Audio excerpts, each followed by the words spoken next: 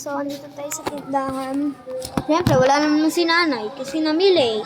Daming minapamili. Ang dami pa namang stock dyan. Alak lang naman binibili. Siyempre, masipag tayo. Nagbabantay tayo. Habang wala ka. Ngayon lang. Edit pa natin to.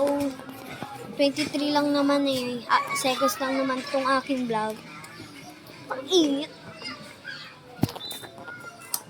Oh, yan na. Si tatay ay nag-iinom at tayo ay hingi pera. Tapos, dapat si tatay Onel ay umiinom, hingi tayo pera. Hingi tayo pera. Okay, bye.